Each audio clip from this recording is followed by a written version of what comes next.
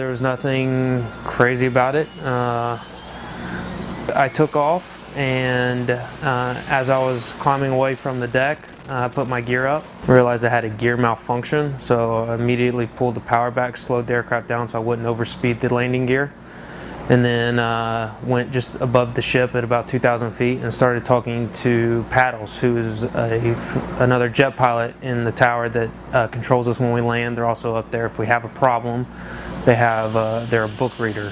They help us walk through the situation since we're a single piloted aircraft. For a while I flew by the ship, did an approach at 300 feet so he could see my landing gear and give me an idea of what was going on, and determined that my nose gear did not come back down.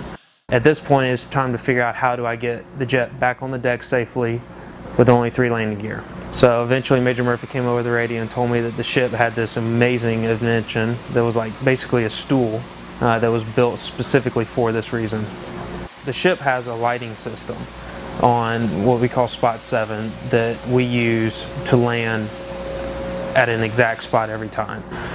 So the difference with this landing was that I was going to step it down 50, 40, 30, 20 feet to make sure I was aligned and stabilized before Major Murphy would clear me to land at 20 feet, so that it's had the best chance to actually put the nose on the stool. So I come in, and at this point I've kind of forgotten that I don't have a nose gear. I'm just focused on landing. That's what I decided I had to do.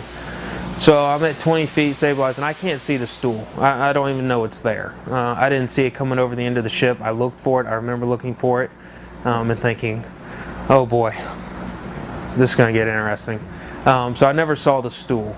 So I go to idle. I remember my main gear hitting and all of a sudden my nose dropping, and it dropped more than I expected. But at that point, I was along for the ride. I don't remember feeling it bounce like it did on the videotape.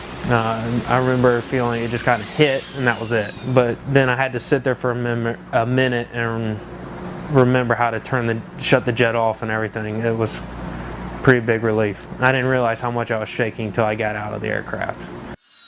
The most interesting part, looking back at the video and watching the video, was I didn't realize that nobody was on the flight deck when I came over to land in case something went wrong, went bad. That was neat, having everyone come out and congratulating me and stuff. It was a little overwhelming at first. For a moment I just wanted to catch my breath.